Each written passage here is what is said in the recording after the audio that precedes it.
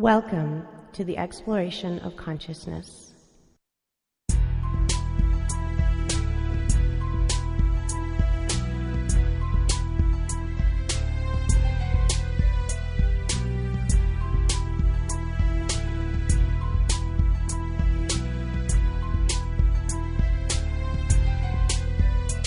I got a question. Do you have an answer? I hear a lot about progress towards disaster. But look at where we're going. Understand where we come from. Who the fuck is driving this motherfucking boat that we're on? I don't like where we're going. I don't like what they're saying. All the spirit and propaganda. They try to put us in a box. I had to break my way. Now I'm gonna speak out. And what I'm about to tell you put you in a state of shock. All aboard. This train is leaving, so you're not so sure. Don't know what to believe in. Walk now the door. The end of all deceiving now. Cause I'm bringing you the cure down. All aboard. This train is leaving, so you're not so sure. Don't know what to believe in. Now the door. The end to all deceiving now. Cause I'm bringing you the cure down.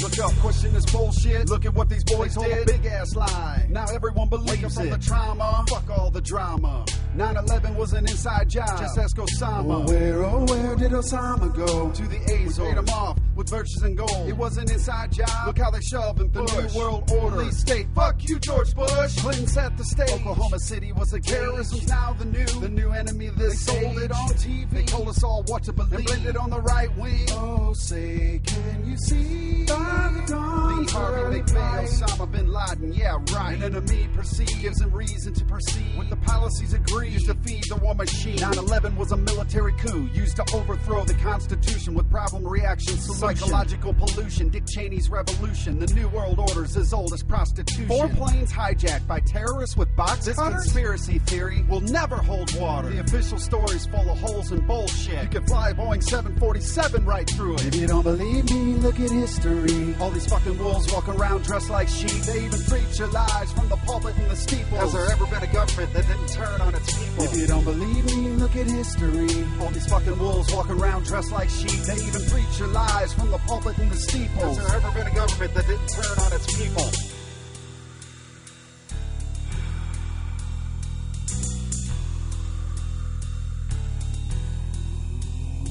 Why do I say this, feel this, and do what I do? Cause I don't have the heart to let our children go through total surveillance in a microchip population. Feeling more and more G like an alien nation. Where liberty is traded for security. Throughout history, you get tyranny. But what makes us so different from then to now? The TV's got millions of you motherfuckers dumbed down. I was there at one time, I said nuke 'em all. Turn the Middle East into a shopping mall. Into a parking lot or a reflective pool. When I woke up, I realized I was a goddamn fool. It was contrick, lied to, misled, deceived. The founding fathers warned us there'd be men like these. Satanic, fanatic, neocon again. If you ain't with the truth, then I guess you with them. Let us never tolerate outrageous conspiracy theories. Like 19 hijackers could turn our pilots into pussies. Osama, Oswald, McVeigh always blame the past. That shit might work on a sheet, but it don't work on me. All aboard. This train is leaving, so you're not so sure. Don't know what to believe in. Now the door. The end to all deceiving. Cause I'm bringing you the truth down. All aboard. This train is leaving, so you're not so don't know what to believe in. Now the end to all deceiving. Cause I'm bringing you the cure down. If you don't believe me, look at history. All these wolves walking around dressed like sheep. If you don't believe me, look at history. They even preach your lies from the pulpit and the steeples. If you don't believe me, look at history. Has there ever been a government that didn't turn on its people? If you don't believe me, look at history. Has there ever been a government that didn't turn on its people?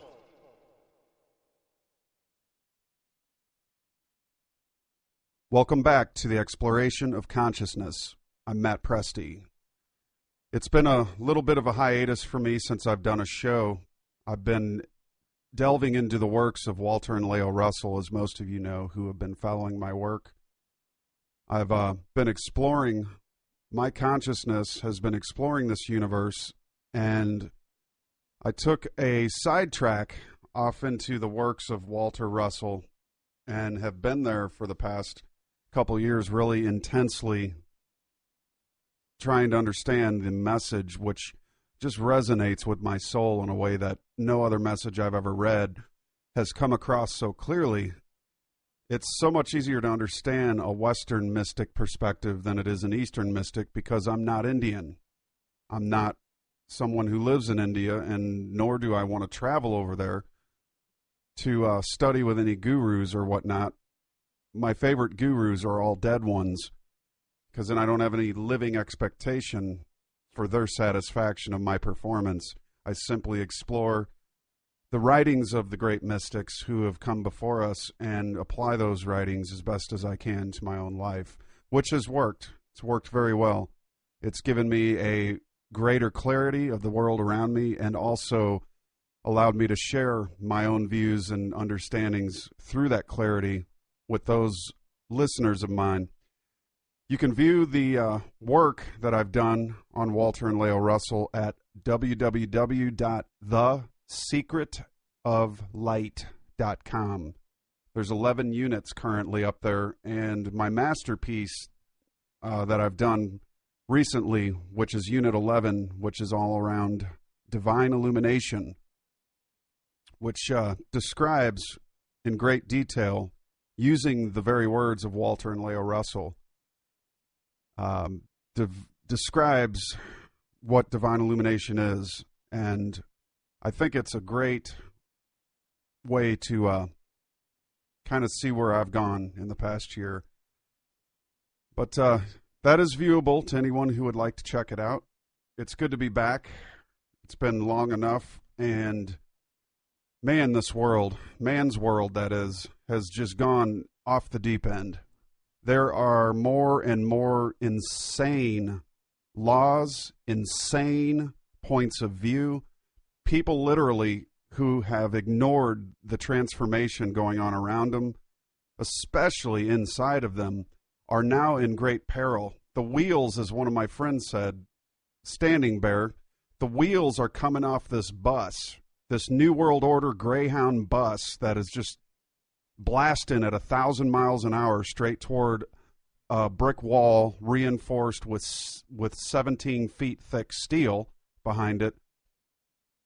This thing is just an absolute joke. It's like a clown on wheels.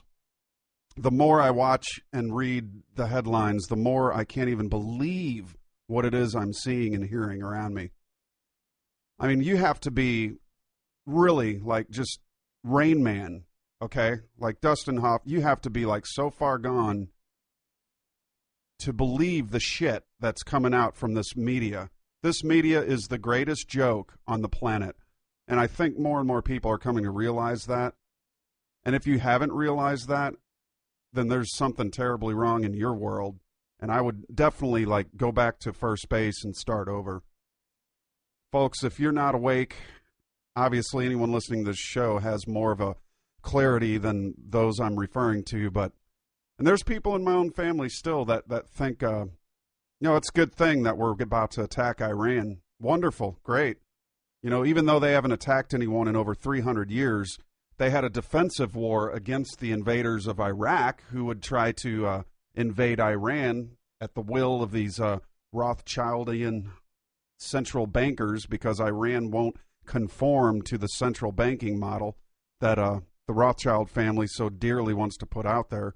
The Rothschilds being the treasurer of the black nobility, the Vatican, whatnot. This Greyhound bus with the wheels coming off is such a spectacle. It's ridiculous. It's amusing because it's so ridiculous that they think that they can actually pull this off. You cannot usurp the power of the 99% because you just don't have that power. And I'm not talking about strictly the OWS folks. I'm talking about you, me, Grandma. I mean, everyone who has a heart that beats.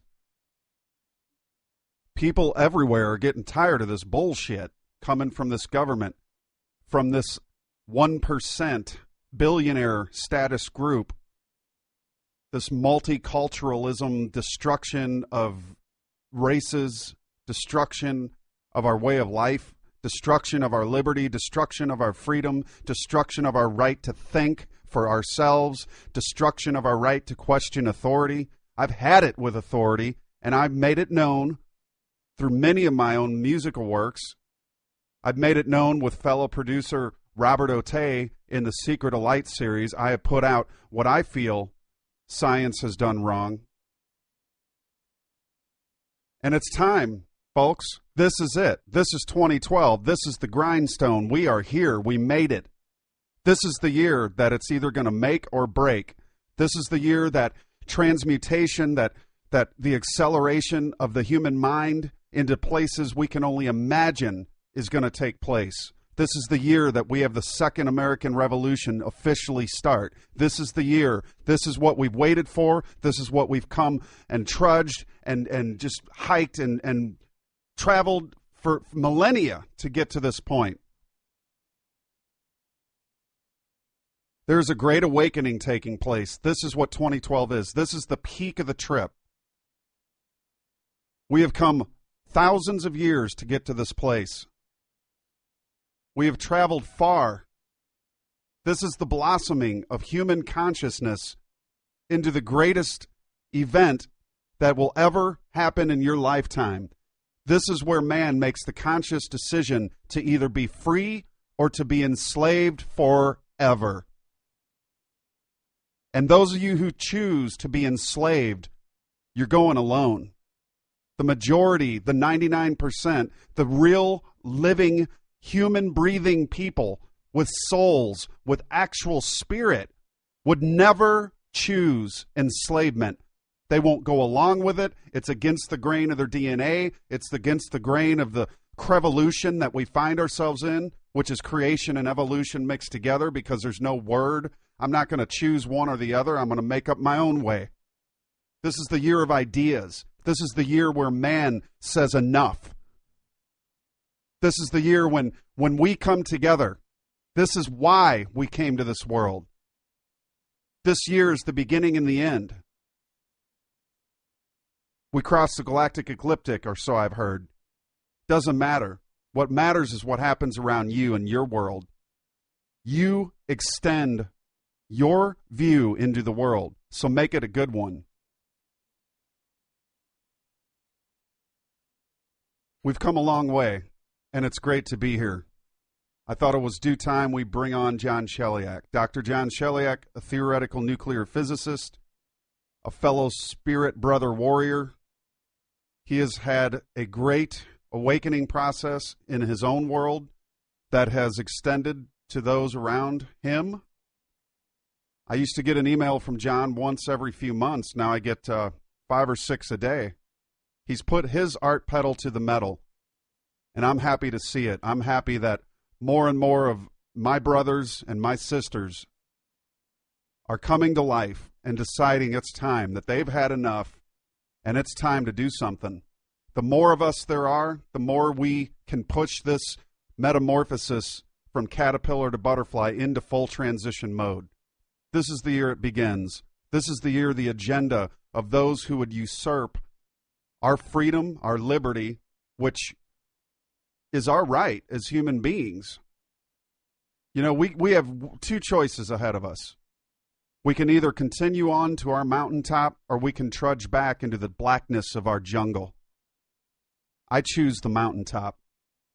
And what that means, folks, is liberty, freedom. You choose to put your ass on the line because Kansas has gone bye-bye, Dorothy. There ain't no Kansas anymore, okay, folks? Do the right thing. Live from the heart. The song I played at the beginning, called The Cure, was a song I wrote in 2006. It encompasses my views on 9/11, which we're going to discuss a little bit today. I haven't actually discussed 9/11 on any former shows that I've done, and I think it's time to expound a little bit on that topic, because also in that world, 9/11, the official conspiracy theory, is going to die this year. It's over.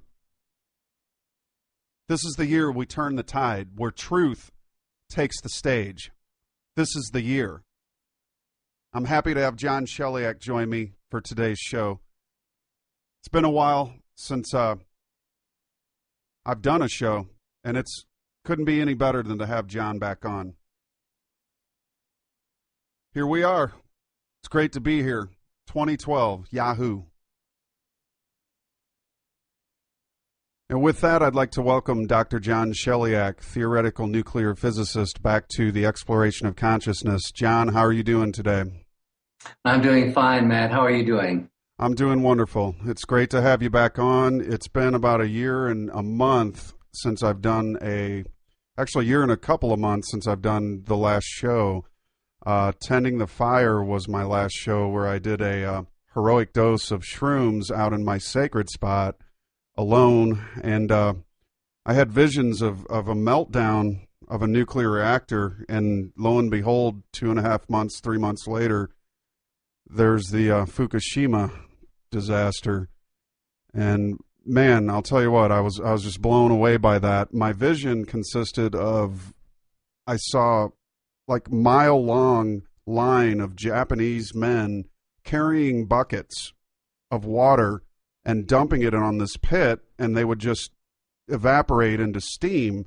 And one guy after the other would just continually dump this salt water on this pit, and it would just evaporate. So yeah, the last show I did was so profound that I couldn't even really follow it up with anything. But I think that since we've blossomed into the year of 2012, and so much is going on in this world right now, so much is on the edge, so much is on the line. I thought it'd be a great time to have you back on to give your opinion of things and the view of the state of the world as you see it from your mind's eye. So welcome back with that, and why don't you go ahead and just say hello to whoever you want and start out, and we'll just this is a free-for-all kind of a unscripted discussion, so we'll just kind of take it from there. Well, it's good to be back, Matt. And it sounds like your dream was pretty close to the mark, I would say. And I think this is really a time where we pay attention to any of the dreams that we're having, because I think they're going to be intimately linked and tied to what's happening around us right now. Yeah, and have you had any profound dreams as of late? Oh, I've had several, but only remember fragments. Let me see. But they're all related to, and they're all they all been some really kind of, I don't know, I would say hard energy. They have a hard edge to them, but they're all about some kind of transition, moving into something, very different, but encountering resistance from, I assume in the dream it means status quo. One dream that I do remember some details, I was sort of observing people who were kind of standing up to, the establishment or something equivalent. And in each case, they were being gunned down or otherwise, assassinated, and at some point, in the dream, I did something, or I stood up and in some way that got their attention. And so I became the target of whatever force was dispatching these assassins. And I remember, initially I was walking, there was a huge, forest, and there was an area in the center that was wide open. And I was kind of following the tree line just to stay out of sight. And and there was someone with me initially. Initially it was a woman, and I don't know who it was, but we were walking along. We got out of the forest and we started walking along this kind of row of buildings very close to it. And for some reason, I decided that we had to get, out of sight and go into the building, into an elevator to some higher floor, right? Mm-hmm. So I went into this doorway, and there were like two doors of the elevator, and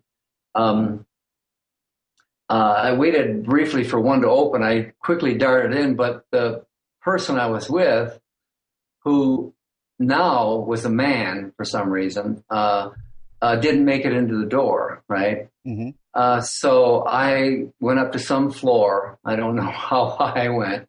I got out of the elevator, and I was waiting for my companion, to come out of the elevator. And eventually the door opened, a bunch of people came out, a crowd of people, and he was among them. So I grabbed him and pulled him back into the elevator. And there were some agents of some kind with guns. And as the door was closing, they were firing at us. I could feel the bullets come close. And I happen to have an automatic with me, so I was firing back at them. The door closed, and that was kind of the end of the dream, or all I remember. But it was one of the more recent dreams that I think was kind of relevant to our time. Yeah, it really speaks a lot to, you look at what's going on these days. The Matrix, the agents of the Illuminati are just stepping up everything they can. As I said earlier in the intro, which you haven't heard yet, but I mentioned that this New World Order, the Illuminati, as I call them, because I don't consider them filled with anything but darkness, but it's like a bus that the wheels are coming off of, and it to me it's like it's beyond the Band-Aid, and Kansas is gone. There's no more Kansas. So right, exactly. For those out there who think that this is just going to be business as usual is gone completely in my mind's eye, and what we're seeing is just the dying of a caterpillar here. Yeah, it's a dying paradigm. I think that's clear to most people who are aware of everything that's going on, thinking about it. And there are probably a fair number of people, who think that, this is just a perturbation, and we'll get through it, and live life. We'll just resume as usual. Well, unfortunately, I really doubt that that's the case. And this isn't a New Age notion, or a kind of wild ass theory notion. You see people from across the socio-political and socioeconomic spectrum talking about that, from some Republicans, but some former people, former members of the government, people like, Chris Hedges. I mean, these are all credible perspectives that you're hearing, everywhere you look, so people who are thinking and are paying attention to what's going on are clearly aware, that we're at a time where we're living with a dying paradigm, and in addition to that, it's also, this is one huge complex system, or dynamical system. And for people who don't make a reference to that, it's, chaos theory, which is probably the more common term that people understand or they've heard of. And in chaos, or a nonlinear system, eventually it becomes unstable and goes into this period of chaos. And the function of the chaos is essentially to dismember the entire system and reconstruct it in some new form. That's what happens in a chaotic phase. And this is not something that's happening outside of us. This is something, and it's not something that we're just observing. This is also happening within us. I think probably all the way down to the DNA level. That's my perspective. Mm-hmm. And so what we're experiencing and witnessing, is this highly chaotic phase. And if you use the caterpillar butterfly metamorphosis analogy, it's the cocoon stage. Where the caterpillar is breaking down, but still has an active immune system, and you have new cells forming, that are linking, new cells that are eventually to be part of an emergent creature, butterfly, or paradigm. Yet, the caterpillar's immune system still fights to remain a caterpillar, and it goes after those cells until effectively what happens is they link up and effectively overwhelm, the caterpillar's, what's left of the caterpillar's immune system. And we're sort of in that space right now. So you see all of this going on. Certainly. You see the agents of the dying caterpillar doing their very best, to remain a caterpillar and suppress anything that might be emergent. And, in terms of nonlinear systems dynamics, it's just chaotic, and all the masks come off, the fancy clothes come off, and everything is really seen for what it is. I think that's exactly what happens in chaos, because, there's no cohesion anymore. That's interesting, because if you look at what's going on around the world, there's basically revolution in almost every country. I don't know of one that doesn't have it, but here we have Occupy Wall Street, which is, the Tea Party on acid, in my opinion. It's really the brave young ones among us that are really doing a kick-ass job at getting out there, and I really dig the Anonymous, because it seems to me whenever movements have a leader, they tend to become corrupted.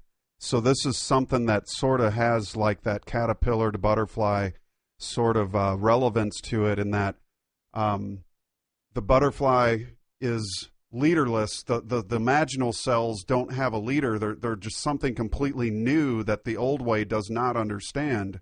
And there's no way to stop it, because if you could shoot one of them, it would end the whole movement. But there's so many, it's nebulous. They can't find the leader of it, so there's no way to stop it.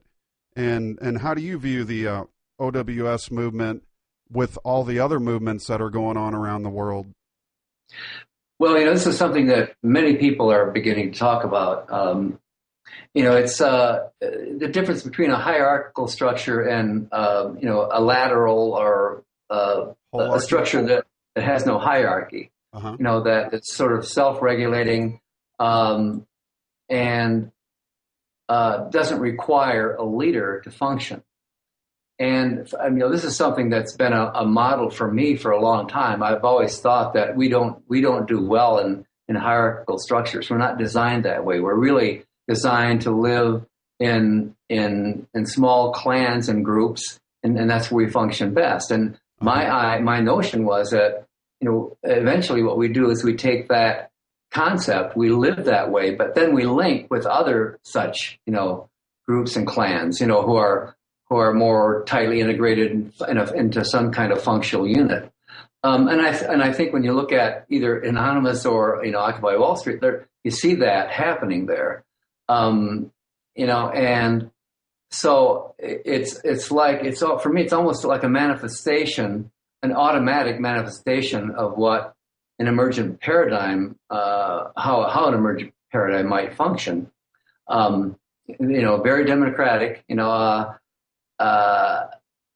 yet without the need for any hierarchy. I mean, it's also reflected in the dream that I had many, many years ago of me being on board an extraterrestrial craft, mm-hmm. Where there was no captain, that each of the crew members had its own function, and in so doing, that's how the craft was propelled, and how decisions were made and whatnot. It was a collective system at a very high level. Mm-hmm. So for me, when I look at Occupy or Anonymous, and it's not just that, and you hear people talking about these hierarchical structures, or pyramid structures. They really only serve those at the very top at the expense of everyone at the bottom. Right. At the same time, the good news about that is that when those at the bottom decide to pull support, guess what happens to the apex of the pyramid, and that's really where we're at, and I think also for me, if you look at the Lord of the Rings trilogy, and the destruction of the Ring of Power, the Ring of Power effectively here is pulling the plug, on our support for what has become a very, very corrupt and self-serving power elite. Mm-hmm. Yeah, I kind of absolutely agree there that this self-serving paradigm can only survive if people feed it willingly. And absolutely. And it seems to me that the Tea Party was sort of a premature ejaculation, so to speak. Mhm. Because I being out here in the woods with a lot of people who are pretty much conservative, it was neat to see, people awaken to something different than what they're used to, but it wasn't true enough to keep the momentum. Whereas this movement, Occupy Wall Street, the anonymous movement, to be more specific, is really broad. I mean, it can, certainly use as much input from people that we can get. It has, like you said, and I said, no leader. It's nebulous in the effect that nobody can pinpoint what's going to happen next, or they can't stop. There's no leadership. There's no hierarchical structure that they can take out any part of it. I mean, it's nebulous in the effect that they can't find where it begins or where it ends. Whereas with a hierarchical structure, you can look at the peak and say, well, those are the people responsible. But this is sort of a natural, like almost nature's, way of integrating a new concept or procept, as I like to say, and creating the new emergent form through a natural kind of process. What are your thoughts on that? Oh, definitely. I mean, and it's kind of nature's way. I mean, both the Tea Party and the Occupy phenomenon or movements are a reaction against, something that's very, very corrupt, is very, very wrong. They're just an instinctual reaction initially against that.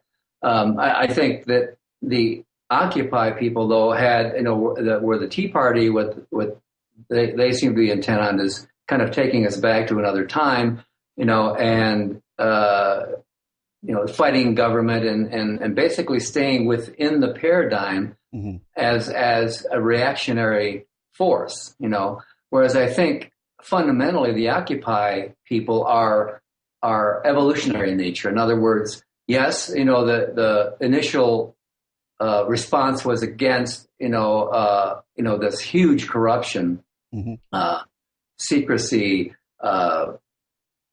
domination, and everything else. But I think the structure and the tone of it is more oriented to, we have to be creating a new paradigm. We have to be part of the creation of a new paradigm, and that, for me, I think is a fundamental difference. But also, this networked, non-hierarchical entity, organism, is in fact how the cosmic evolutionary principle works. Look, and I've said this before. The cosmic evolutionary principle and imperative is, the creation and conservation of increasingly higher ordered states of complex form. Mm-hmm. That simply means that, smaller units or systems come together, to serve the greater good, and just like the different cells and functions in the human body, for example, Right. This is how things tend to evolve. So to see that kind of thing, emerge spontaneously, to me, is an indication it is part of what I think is a planetary evolutionary metamorphosis. Excellent. Yeah. At first, I was skeptical because I'm real skeptical about anything the media reports on, and when I first heard about Occupy Wall Street, I immediately thought, this is funded, which there were reports that certain folks in the globalist, can't think of his name, but some rich globalist apparently was one of the possible people behind the initial movement. And to me, whether it is or not, what actually sold me on the movement being genuine was that it was leaderless, that the anonymous message, the face of V, if you will, or Guy Fawkes, that is so, I had in fact had visions of some sort of after seeing the movie V, some sort of similar movement happening in the United States. In V, the movie, it happened in England, but after seeing that movie, I dreamt that this would be a great day to see this here in this country. And lo and behold, the thing that sold me on the validity of Occupy was that it's a leaderless movement. And that, for me, was the deciding factor that, you know, it's no longer a question of, you know, who cares? If they did fund this to begin it, then they funded it to the point that it's out of their control. So either way, it doesn't matter to me at this point. What matters is that, you know, it's truly, you know, something that is a natural reaction and is beyond their control. And so it gives me hope and great joy to see that kids, younger people are so fired up about issues like, you know, for instance, 9/11, issues like the Federal Reserve and the central banking schemes that are taking place, issues like, you know, the support of Israel without question, you know, things that are now people are now beginning to question, you know, to give us a sort of reflective mirror image of what we're actually dealing with here in terms of this 1%. You know, it's great because it's really unfolded to a point where it's out of anyone's control. And for me, that's a blessing because for once, you know, there's something going on that the 1% have absolutely no control over. And that gives me a lot of hope. Well, that's the nature of a chaotic phase and, you know, nonlinear dynamics. And, you know, nobody's in control. You know, and another thing to be aware of is that you notice that if you want to contrast the Tea Party versus Occupy, notice who the police went after. You know, I mean, they shut down these encampments almost simultaneously. That tells you something. Right. That they're clearly aware that this particular movement has the power to make some significant change. Whereas when the Tea Parties were out, you know, they were just touted as being, you know, they got a lot of attention, but you didn't see masses of police in riot gear, you know. That's true. Interacting with them at all. Right. So that's a, you know, from my perspective, a big difference. That being said, you know, and this is something that Chris Hedges has pointed out, you know, there is an element creeping into the Occupy, and I had forgotten what group. There's an anarchist group that somehow is kind of was part of what had been happening, what's been happening in Oakland, and he named them and even the people in it and whatnot. You know, and so what the Occupy and his idea, his notion was they were there not to defeat the system, but to interfere with and eventually bring down the Occupy movement because they had a very different perspective and organizing in the way that the Occupy people were doing was inconsistent with this particular group's philosophy. And I think they have to be very careful of that, you know, as well as infiltrators who are going to, you know, try to, you know, provoke violence and whatnot. I think it's so critical that this particular movement stay absolutely nonviolent, you know, no matter what happens, because, you know, there are going to be people who are going to try to get them to react violently. And certainly we're in a system that's just itching for a fight. You know, these people want that kind of confrontation because that's one that they know they can win, both physically and politically, you know. So, you know, if those in the American population who aren't active in these things, in these movements, see it turn violent, that's something that is going to lose a lot of support. So it's going to be an interesting process as it unfolds this year. But you know, that's not the only thing going on. You know, and you've got and the phenomenon is worldwide at this point. You know, just about everywhere. So where do you see this going? What visions do you have of where this is all eventually going to end up? I have to side with Terence, and I felt this for a long time. It's not possible. One thing about a nonlinear complex system, once it's in chaos, it's unpredictable. Whatever trajectory or path emerges is, in fact, it's emergent. And that simply means that no matter how much you know about the system, even if you know every last little detail going into a chaotic phase, you cannot predict, the form of the emergent state or creature. I think it's all a matter of instinct. It's all a matter of, for me, but I think we do have, at least I feel, some inner sense of alignment with something that is about, an emergent state or butterfly. And I think, the challenge for me is to stay aligned with that as much as possible in the face of the huge assaults that we're all going to experience one way or another. And I think, again, this is a battle that's not only external, it's also internal. I think there's a part of all of us who, that is hell-bent on remaining, in its current state, and because the kind of metamorphosis, that we're talking about is a complete change in the creature. I mean, look, the difference between a caterpillar and a butterfly. Right. That's the nature of this change, and most people, even conscious people, and all of us, there's a part of us that, would like to stay in one way or another, as a ravenous, consuming caterpillar. So it's, it's not possible, to know, what that state is going to be.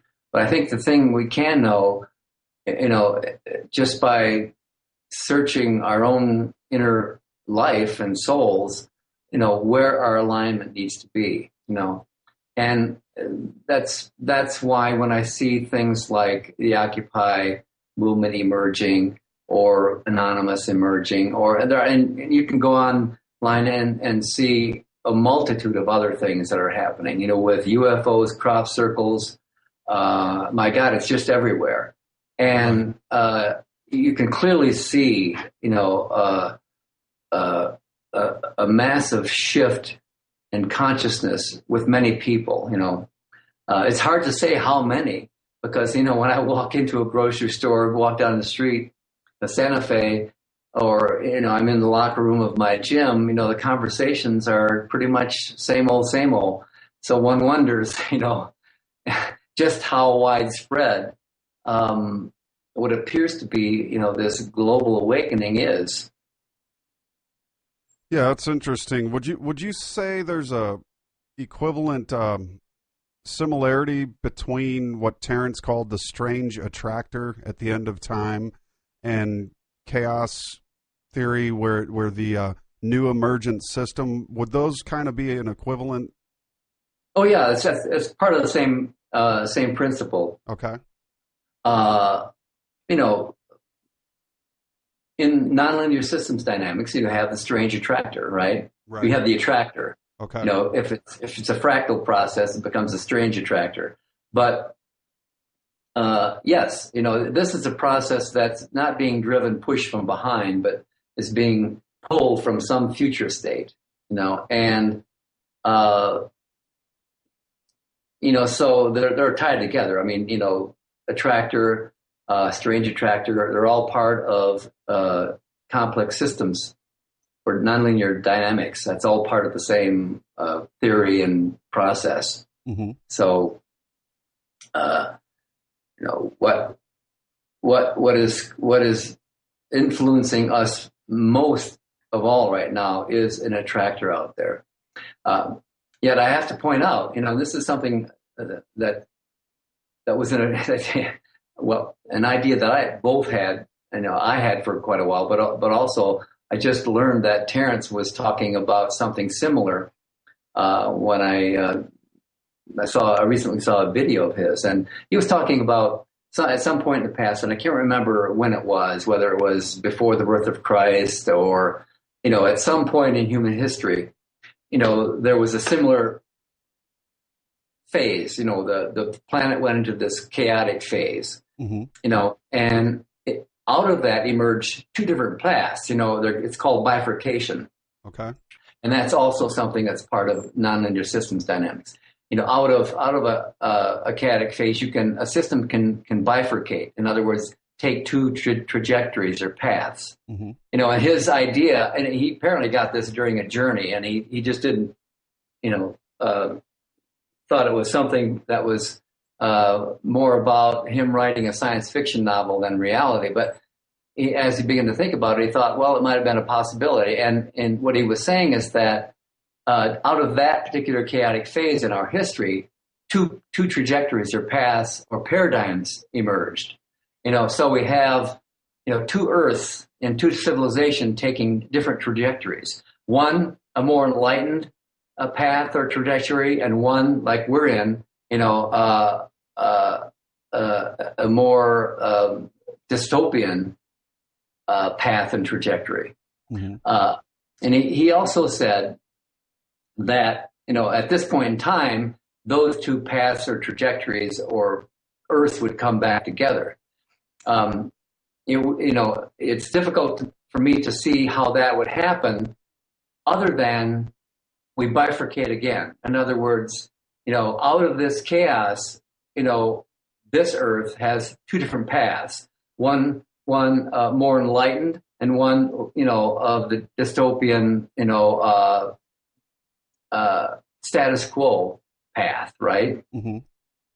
Now, if there is another Earth from this perspective, it will go through the same thing, and I can see how it'd be possible that the more enlightened paths or trajectories will come together again.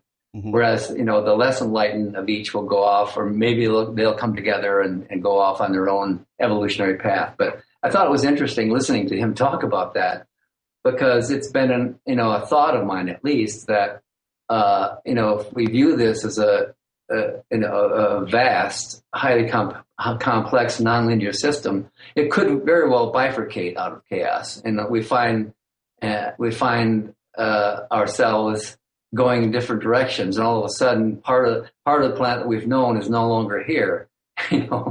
So we'll see. That's of course highly speculative, but I thought it was interesting that Terence brought that up in reference to a past chaotic state, and now we have this one. That's interesting. I mean, it's the universe is certainly cyclical, and you could almost look around at people and you can see, well, it seems to me that back in 2003, when I first learned of certain things, like, for instance, 9/11, I was pro, let's bomb the hell out of those damn sand people, and I had the Chinese American flags on my truck. And mm-hmm. and in 2002, a friend of mine who's a former Navy submarine served on a nuclear sub for 6 years, and he did SEAL training and all this stuff. He said, "Matt, you need to look at this again." He goes, "What do you think we should do?" I said, "Bomb them into the Stone Age." He goes, "You would kill women and children?" I'm like, the hell with them. And he said, mm-hmm. "You really need to look at this. What you're telling me is that you would kill innocent women and children." And he goes, "Do me a favor, look at Building 7 and don't call me back till you do." And he hung the phone up on me. So I'm thinking, all right, I'm going to go prove him wrong. So for 3 days, I did nothing but research Building 7. I was watching all these videos, and I just couldn't believe it. And at that point, I did a 180. But there are those out there who are still not turned around, who are going the path of dystopian-like mind to this, just the cliff edge. It's like, and no matter what you try to do to stop them, they're just headstrong. Leave me alone. I'm going over the edge. Just leave me alone. It's like they want to completely ignore the process. They want to completely ignore, Occupy doesn't matter. None of this stuff matters. Just my job and my car and my house. And the hell with the world, the hell with all mankind. I'm just going to do what I want and make my money, and I don't care about anything. So for those people, would you say that's kind of like there's two kinds of people in this world, people who are awake and with the process, and of course those who just don't give a damn about the process and are hell-bent on remaining, unprocessed for the most part? Well, that was the motivation for my original idea that, at some point, this civilization or planet bifurcates and we have two different paths entirely. Right. In other words, everybody's not going to the same place. Mm-hmm. Simply because, an awareness of the nature of some people or many people, seemed inconsistent with any kind of,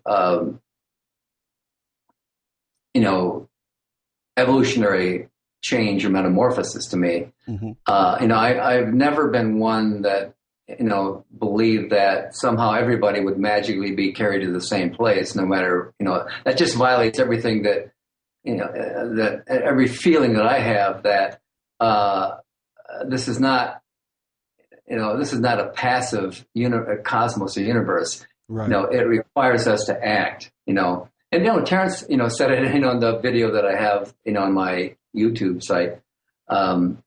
Nature loves courage. Right.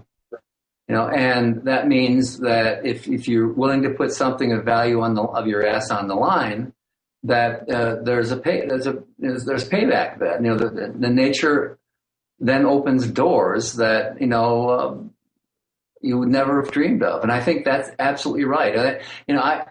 I think this is just time. This is the time for us to stop screwing around and be who we were born to be. Essentially, in other words, just let our creative and passions flow, and no matter who around us agrees or likes it. And let the chips fall where they may, because I think that's really where our salvation is. It's not trying to figure out whether or not what I'm saying or doing is going to be offensive to somebody around me, Mm-hmm. but saying, but saying and acting out of the core of our beings, and other people have said that in so many ways.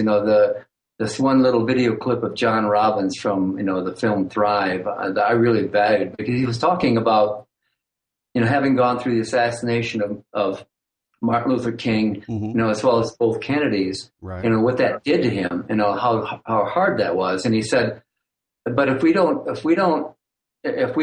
end up hiding as a result of that, then we effectively are the victims of that assassination as well, And he said that if I fail, to do what I'm here to do or become who I'm here to be,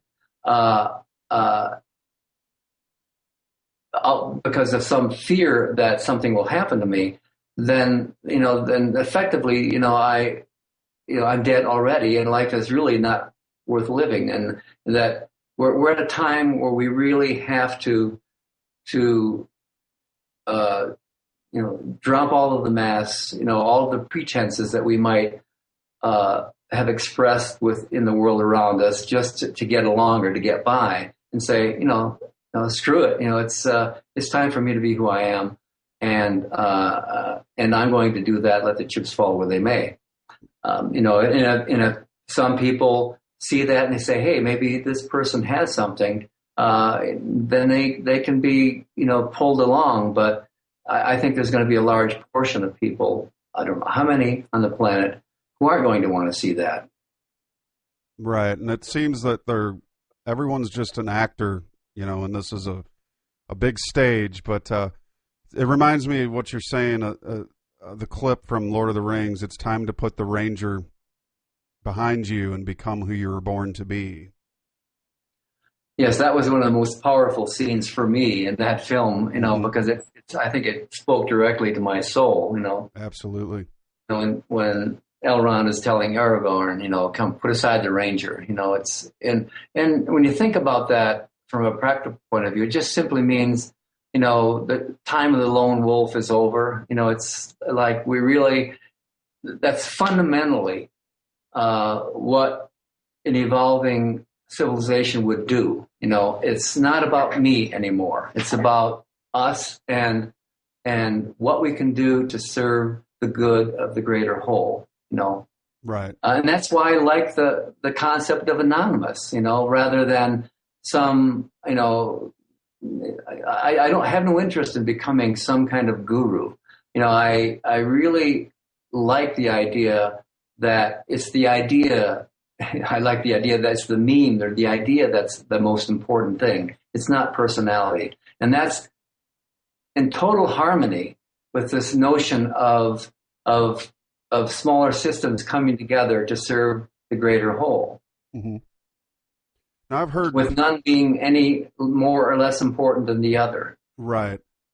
I'd almost compare that to like a cooperative. Like I've heard a lot of people talk about co-ops lately, and I like that idea because in one sense, I've looked at communes and like the hippies used to be big into the communes, and and I've also heard friends of mine say that they lived in these communes, and 80% of the people would lay around and get stoned all day while 20% did all the work.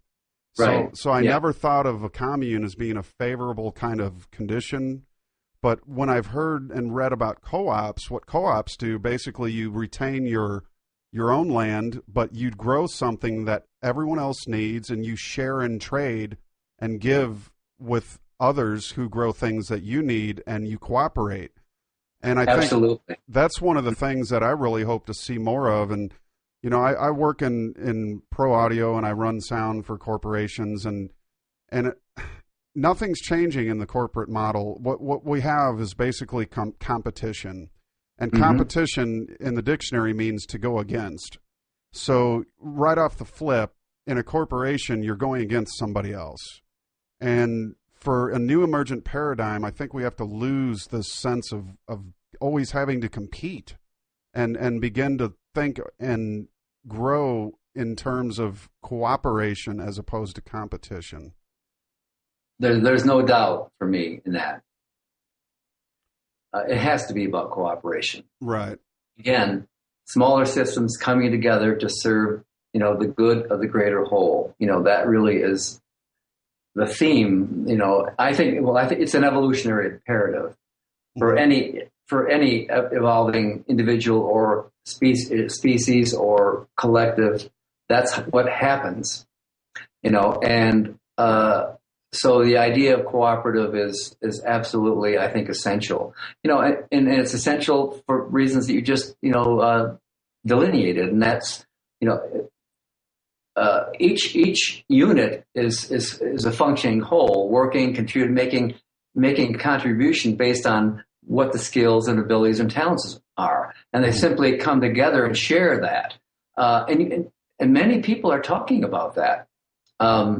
This former Russian Orlov, who talks about comparing the fall of the Soviet Union to the what he thinks is the imminent fall of the American empire. A lot of where he goes after that is this concept of sharing. We have to get over this thing that this is mine, this idea of, I have to possess everything. Why? If we have something we can share, what's the point in having, a lot of stuff that just, takes enormous time and energy, and it ends up owning us. Exactly. So, I see these memes, these ideas about cooperatives, cooperation emerging all over the place, Matt. Right. Me too. I think that's sort of nature's way of ensuring our survival. Mm-hmm. So, well, yes, and frankly, I think, and I've said this, and I've written about this, that whether it's the Occupy movement or Anonymous, it's nature's immune response, to an assault, Right. an attack, sort of a viral attack. And that's what's so beautiful about this, that nature herself is involved, cosmos is involved in all of this. And we know, all of us, what the power of nature is,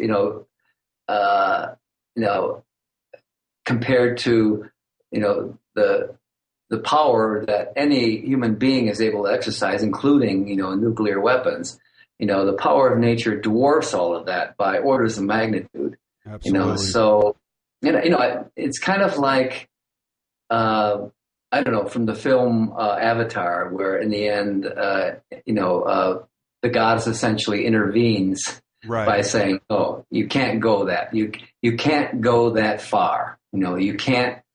And I think it's an immune response, and you're going to see a lot of that happening, and that's one of the things that the power elite can't understand and will not be able to predict, no matter what they do. Right. I find that totally relevant because my Lori says, "Don't worry, nature hasn't sounded her fury yet, but when she does, it's going to send waves through the foundations of power on this planet that are going to just shatter, in my opinion, this false power, as I call it." What advice would you offer for any listeners out there who are kind of on the fence, who are maybe a little afraid to be themselves, to begin to speak about things at work that they're really thinking about, as opposed to just going along to get along? What kind of advice would you offer to someone who's maybe right in that place of where they're just still overwhelmed with their fear, but really want to become more of the, to put the ranger aside? What kind of advice would you offer? Well, I think the first thing is that people have to know themselves, and I think spend some time knowing who and what you are, is the first step, because it's only then can you align yourself with, something that, is part of part of a future or a paradigm that you could envision living in. I think that, that the real battle and the journey is an inner journey that we then express in the world around us. Don't think that the world is somehow going to change without internal changes happening as well. I think that each of us, and each person has to decide how much of this they can do depending on their time and resources. Each of us has to make significant changes in how we do business day to day, Right. Even if it's one thing or two things. We don't necessarily have to overthrow our lives, but we have to do something in our lives, in our personal lives, in our day-to-day life that is different, and that is about aligning ourselves with a higher order state, or a more compassionate, caring, loving way of being. That is the one thing that I think everybody can do. For me, that's one of the most important things right now, is to make those change as many features of my day-to-day life as I can, in order to be aligned with whatever the emergent states are going to be. I think that's how we do it. And then coming together with others who share this perspective. Again, it's the joining of the imaginal cells in the emergent butterfly that eventually defeats, overwhelms the immune system of the dying caterpillar. So, those two things, be in touch with your inner journey, and realize that each of us has to make some kind of change in our day-to-day life, and then linking with others who you connect with and you can talk with and share whatever your dreams and visions are. I think just being aware of, what gets your attention and what stirs your passion and sense of wonder. If you can do that, that takes you to a place where you can learn something about yourself and then share that with others. That's absolutely well said. Speaking of coming alive and sharing with others, in the past few months, I've seen a radical shift in your life in terms of when I used to check my email, I'd maybe find one email every couple of months from you, but lately I've been getting 4 to 6 or 8 emails a day from you, Doctor, and I think in a way you have come alive, and it's inspired me, and it's part of the reason why I wanted to have you back on. And would you like to speak to that a little bit? Well, it's been part of my own evolutionary process, and again, but it's also been a process of being of me making an effort to realign myself with what I feel is my soul's journey. Mm-hmm. And again, it's in part related to what I said earlier, that it's become important and even vital that I be who I am, in the world, and stop hiding. And that process has sort of taken me into this, inner kind of processing journey about how I engage the world, mm-hmm. As it is with what's happening with my particular set of skills, talents, abilities, powers, and so part of that process has been doing a lot of research, into what the rest of the world is doing, and who's out there and what they're doing, and so that process has taken me all over, including looking at some of the 9/11 truth stuff and everything, and just becoming aware as I possibly can of everything that's happening. And some of it has been surprising to me. I was, we talked about 9/11. I kind of, always had a feeling it was fishy, but I never really paid too much attention. I thought, okay, that's history. They've decided that this is how it's happened, and so we move on. But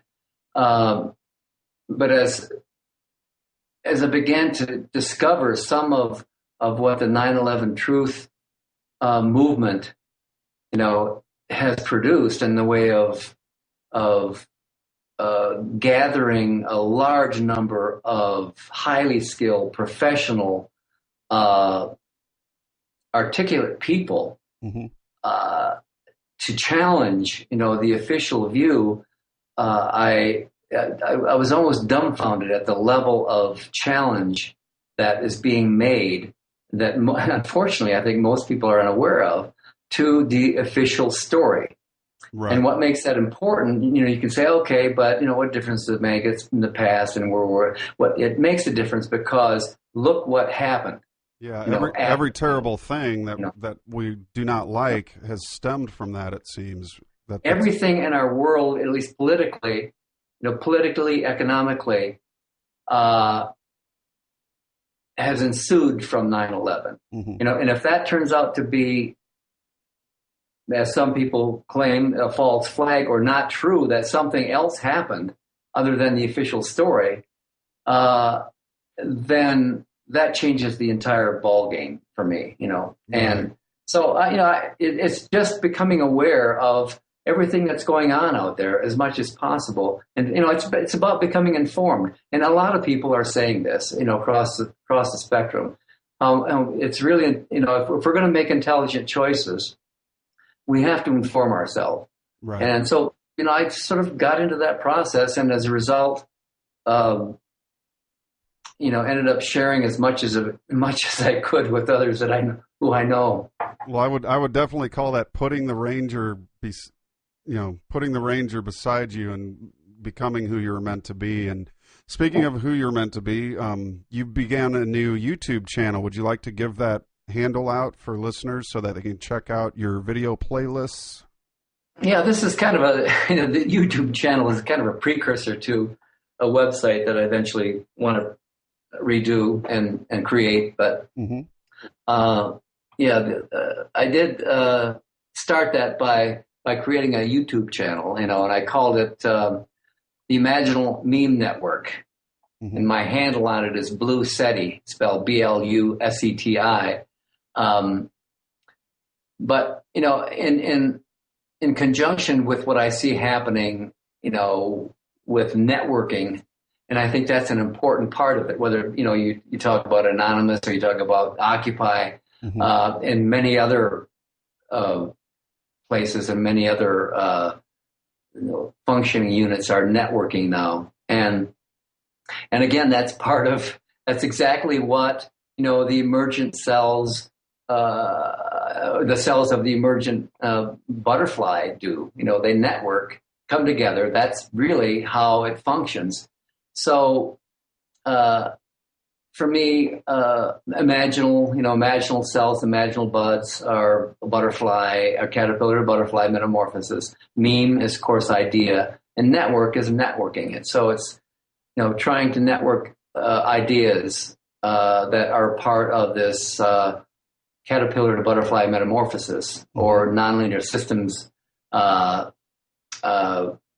process of current paradigm going into chaos and emerging into some new form or forms. Excellent. So your youtube.com/Blue SETI? Blue SETI is the handle. Yeah, right. I don't know how you get there using that or an Imaginal Meme Network, but I think either one. Blue SETI is usually, I think, the way you get there. I don't have it up right now, so I can get it quickly here. And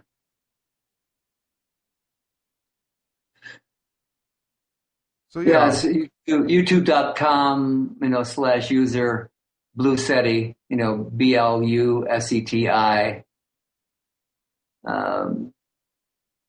Excellent. So listeners, go check out his playlist. He's got a tremendous amount of material gathered, all different subjects, fields. John, what would you like to say to anyone out there who, I know you mentioned the 9/11 movement. Being a professional scientist, a theoretical nuclear physicist, for me, in the beginning, in 2002, when I first began to discover that what I believed was actually not in accord with what was emerging within my, my insides just were rocked. I had to completely unlearn everything I learned about 9/11 and look at it from a different perspective. For me, not being a scientist, and bringing this stuff up around my family and friends, I was discredited. I was shamed. I was, oh, you're out of your mind. And so the only thing I seemed to be able to do was write songs about it.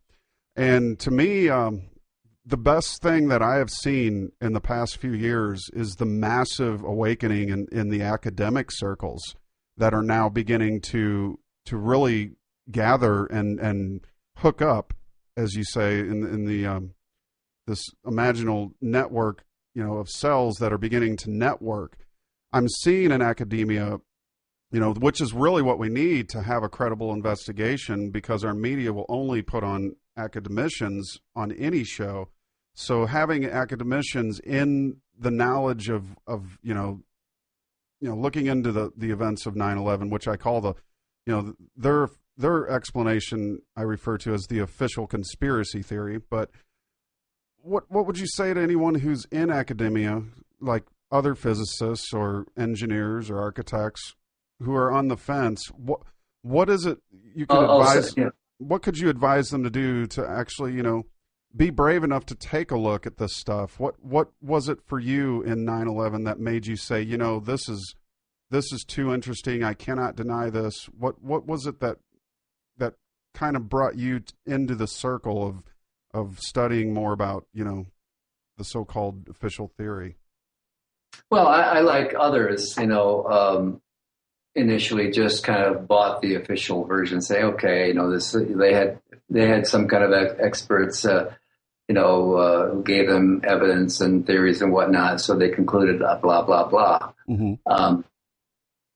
But I had a nagging feeling even then that something not quite right, something not quite right here. So I think that was always there, and I think that's been true. That was true with some of the others who are now part of the truth movement. Mm-hmm. But the fact is, and what I've said, through emails with colleagues is, look at the evidence. The thing that's happening, I didn't know, is that you have these professional groups like professional pilots and former military officers actually, combing through evidence and showing that certain things that were purported to happen in the official version simply could not. And physicists looking at it, and engineers saying there's no way that events could have unfolded the way the official version reported. Mm-hmm. And the more I dug, the more I found. The more I dug into, who was doing what, the more I found. In fact, even the two co-chairmen of the 9/11 committee have written a book and said that the committee was set up to fail, right. Didn't have enough money. They had the sense that they didn't want fingers pointed at anybody. Sure. Come on, if that's what was going on then, how can you believe anything anymore about what that committee produced? Right. If its chairmen are actually saying, that it was set up to fail. But then on top of that, you go out there and you find all of this. And for science, for a scientist, what they need is a preponderance of credible evidence. Mm-hmm. It's out there, So my advice to anybody, who's an active or workbench scientist is if you think this is all poppycock, and if you think these are all wacko conspiracy theorists, go out there and do the research yourself and find the information. And if you do, you're going to find that the preponderance of evidence is pointing in the same place, that something other than the official version happened at 9/11. Right. And you had sent me an email. We have to conclude what that is. Let's just say, okay, let's look at the evidence. The unfortunate thing is, these people destroyed a lot of the evidence. Right. Immediately.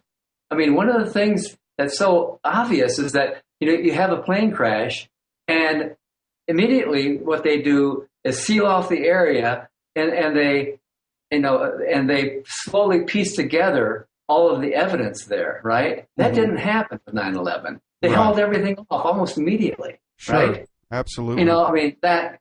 Come on. I want to set Rudy Giuliani on the stand and ask him why. Right. Why did you destroy evidence, or whoever else was responsible before you had a chance to sift through it, test everything to see? Because you had an agenda. That just sort of automatically implies there was some kind of agenda beforehand.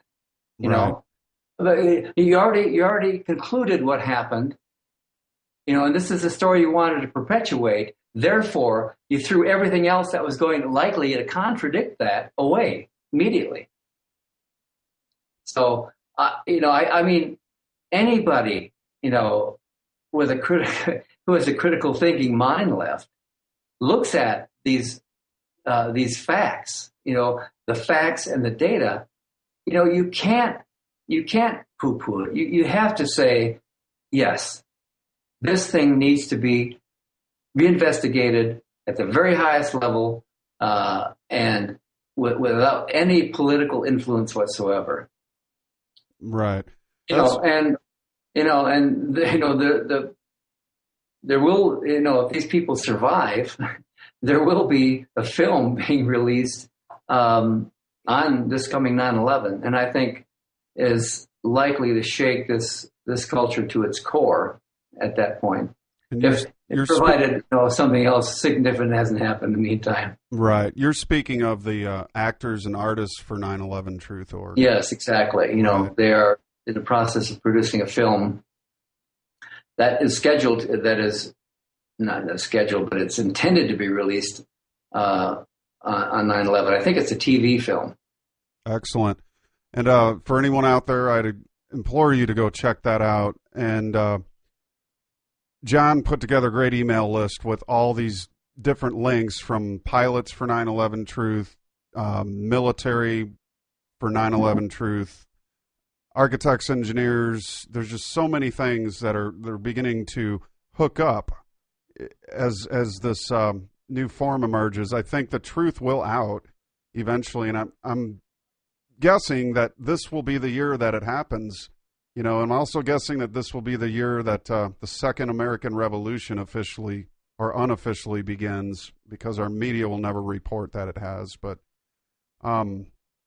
so you see turbulence ahead for the human race, and if so, what are your thoughts on that?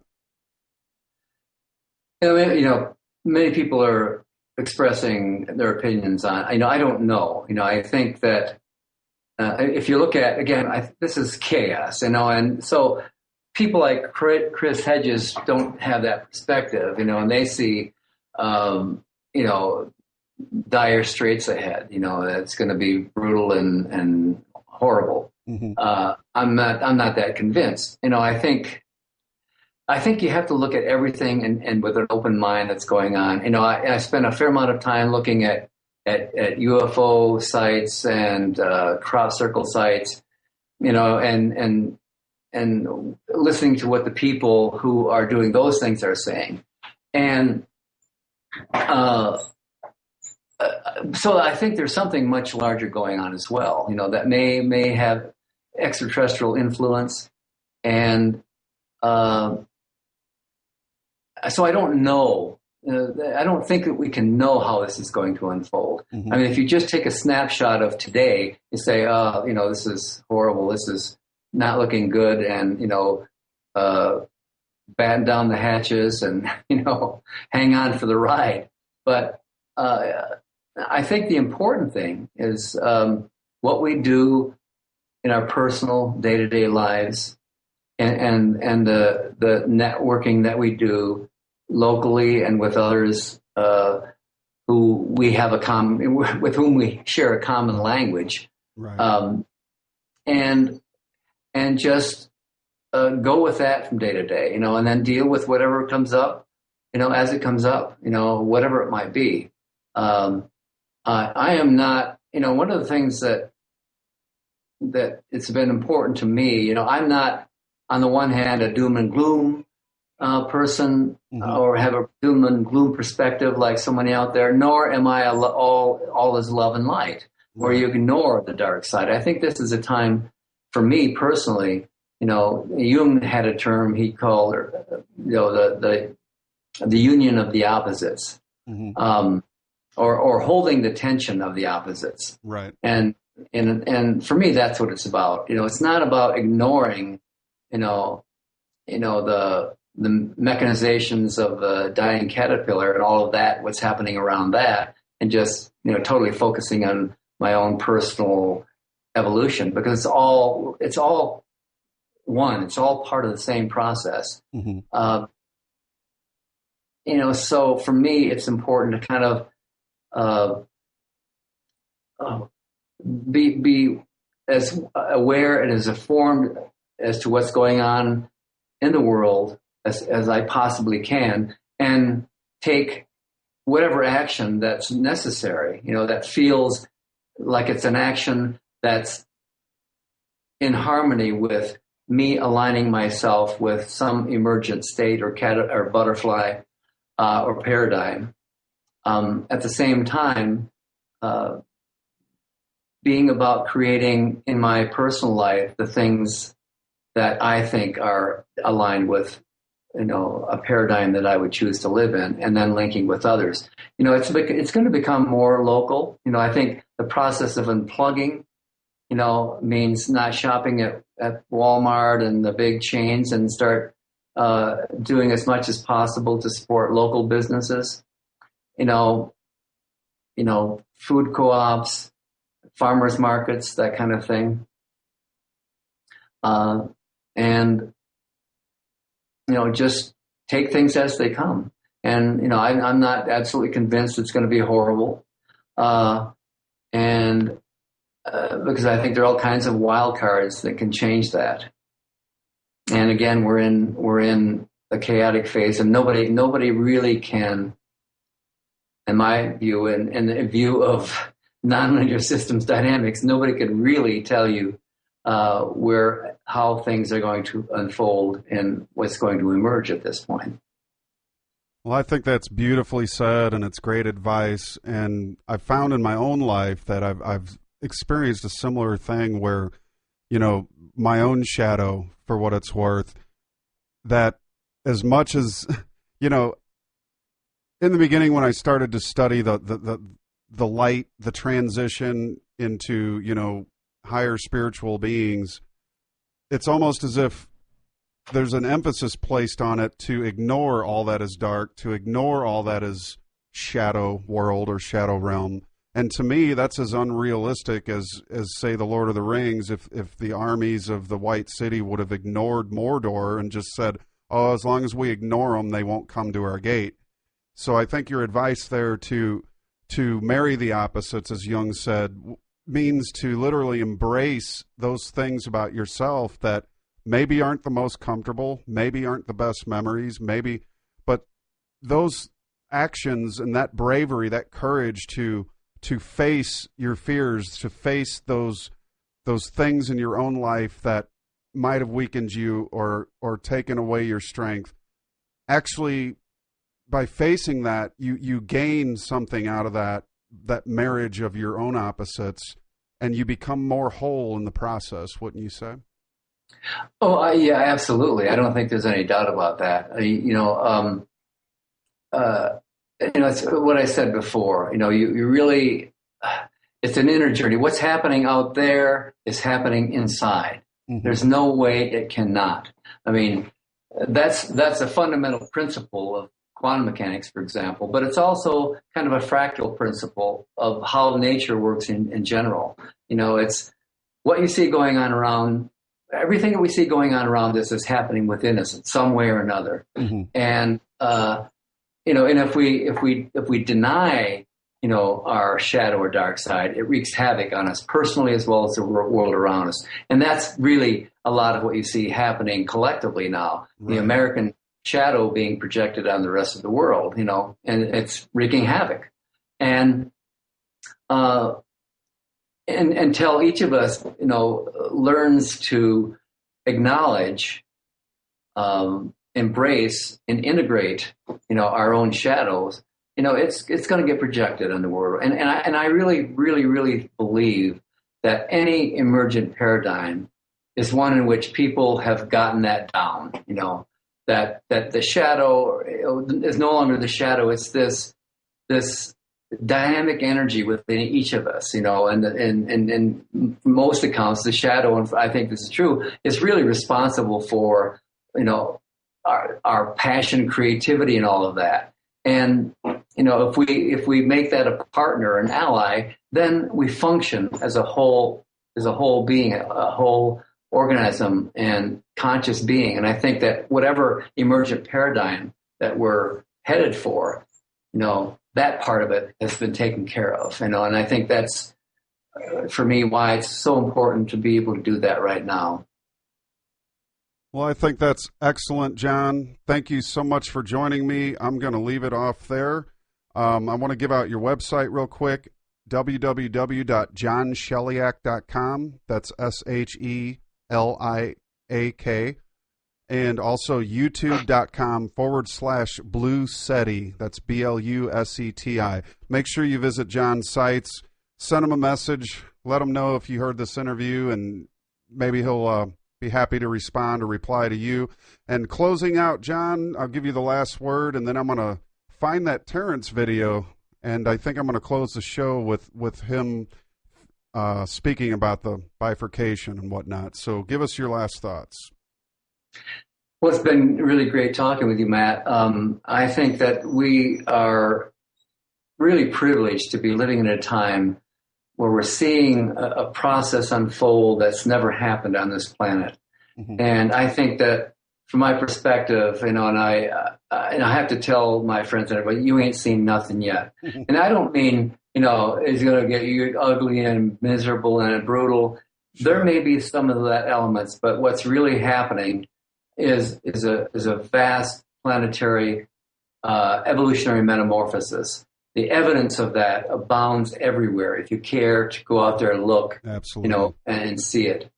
And so, and this is a line I love to steal from, from the Matrix, and that's when Neo is being given a choice between the red pill and the blue pill, and he makes some comment, and Cypher says, buckle your seatbelts, Dorothy, because Kansas is going bye-bye. And it is, and that's what we have to remember. But it's not. But that's a good thing. Right. Right. All right, my friend. Well, thank you so much for joining me. You're welcome. It's been a pleasure, Matt. We'll talk to you soon. You bet. And that concludes my interview with Dr. John Sheliak, nuclear theoretical physicist, brother shaman, and just a great friend. Again, check out John's work, www.johnsheliak.com or youtube.com/Blue Seti, BLUSETI. We're going to close out the show with approximately a 10-minute clip from a YouTube user called Aaron Gach, who did music underneath the voice of Terence McKenna for the speech Another Earth. Join us again. I'll be doing more of these exploration of consciousness shows down the road, so I hope to acquire some new listeners and share some information with people that might be interested. Until next time, aho. So I was meditating in my usual fashion, and I began to get this new idea, which was so weird that I immediately shifted into, this is not the truth. This is not a transmission about the nature of reality. This is a plot for a science fiction novel that I should write, and tried to hold that as the defense. That was my shield against the onslaught of this thing. And I've never been one for Atlantis or Lemuria or all these invisible prehistoric lands and places that people enjoy so much. But I was told a very funny thing, which I will share with you. It's a funny idea. Now let's see, how does it go? It has two versions, one of which speaks a scientific language, the other speaks a mythological language. Okay, so the scientific language goes like this. There's something in the universe called a fractal soliton of improbability. This means it's a unicate event. It only happens once in the lifetime of the universe. You can think of it as a wavelength with one wave. That's why it's called a soliton. And if one of these things move not in ordinary three-dimensional space, but in some kind of much higher spatial manifold, and when they collide with a planet, or when one collides with a planet in a universe, the time stream of that planet is divided, and two copies of the entire planet spring into existence without either having any knowledge of it. It just is something which happened. So this voice was telling me that this had happened to the Earth, and that this was the secret that we were all striving to understand, was that an event in the past had actually divided our time stream, and that a twin of this planet had come into being from another dimension. Okay, so that's the scientific explanation of it. So the mythological explanation was that the universe, it's Gnostic, that the universe is the creation of a demiurge, not the highest expression of divinity, but a kind of demon, a fallen creature, and that this demiurge was able to coax itself into being and actually incarnate into history as a human being, and that when this happened, this was then the mythological expression of the fractal soliton of improbability. And when it happened, the time stream split. So the time-splitting event had to do with the career of Christ, who was an extraordinary manifestation of energy in the historical time stream, not to be confused with a Buddha or a Mohammed or a Zoroaster, who were great saints. And it was something else. It was, in some sense, what it claimed to be, but in some sense. Okay? So now, at the moment of, and you can choose either the Immaculate Conception or the Resurrection, depending on which side of the bed you got up on today. But at that moment, the time stream split, and this other place came into being without having any awareness that, and they were identical at that moment, these two worlds. Now, Christ had no children, so, what I forgot to say was that the event, the fractal soliton of improbability, has this quantum mechanical half charge, so that in one of the universes it happens, in the other universe it doesn't happen. And so everything about these two worlds was the same, except that in one of them the Immaculate Conception had not taken place, or the resurrection had not taken place. Now, because Christ had no children, in the world in which he was absent, it was not a genetic line which was missing. It was an ideological line which never received expression. And consequently, as time passed, first decades and then centuries, the absence of this particular intellectual influence in the world changed the world radically in the following way. Greek science did not suffer the suppression that occurred with the conversion of Constantine. The academies were not closed. The Hermetic knowledge was not repressed. Conversely, the empire was stronger and was able to repel the barbarian invasions of the 2nd to the 5th century. And mathematics, which had halted in our world at Diophantus, proceeded through his disciple Hypatia to develop a calculus by AD 370, so that the millennium of Christian stasis that occurred in our world did not occur in that world. And as time passed and engineering advances occurred, by around 850, they had ships which were able to cross the Atlantic Ocean, and they encountered the Mayan civilization reaching its fullest flower in Guatemala and on the Yucatan Peninsula. And in fact, in this vision, I saw the Roman Emperor Cosmodorus V make a pilgrimage to Tikal in 920 to be present at the coronation of a king at the end of Baktun VIII. Anyway, this Greco-Roman imperial culture immediately recognized the genius of the Mayans in mathematics and astronomy, and Europe was transformed into an amalgamation, a Greco-Mayan civilization with the...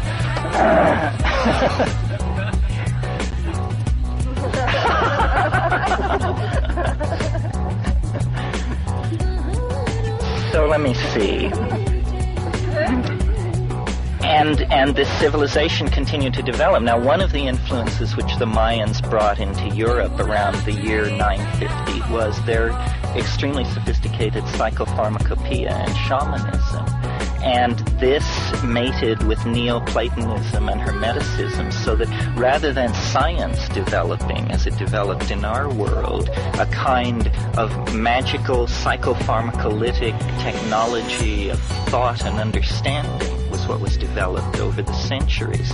And then in later centuries before it happened in our world, they contacted the Orient. And the Sung, the dynastic influence of the Sung, poured itself into the creation of a global civilization, such that by around 1200 AD, they were able to land on the moon and create a cybernetic global civilization similar to the kind we have now. They continued evolving with all this psychotronic and shamanically derived, and now by this time you can imagine it was an unbelievably exotic and alien civilization compared to our own. The fruits of their psychedelic and psychoanalytic investigations into higher space was the discovery of our world. They found out what had happened. They figured it out by studying dreams, and by making deep journeys into the psychedelic space. They were able to discover our sleeping unconscious with its repository of the legacy of the Christian centuries under the reign of this demiurgic ideology. And they conceived of the notion of saving us. And it has to do with this whole thing about the UFOs and influence in dreams and astral traveling, and the other side is actually the manifestation of this bizarre Greco-Mayan postmodern starfaring civilization trying to reach across the dimensions to save us from the momentum of our history by making us aware of, first of all, their existence, and also their technology, which is evolving toward a point where I think around the Mayan millennium, around 2012, the time island we will flow past the time island, and the two time streams will be rejoined, and we will make peace with this civilization, which is now 1,000 years more advanced than us, with this totally different cultural history and this completely different take on reality. So this came to me in the space of about 15 seconds. And more details have flowed in, and I use it mostly as a meditational device because it's so interesting to ask to be told about how this other civilization developed. Its amazing exoticism, its Neoplatonism, its Taoism, its Mayan influences melded into a completely different kind of civilization than the one that we inherited.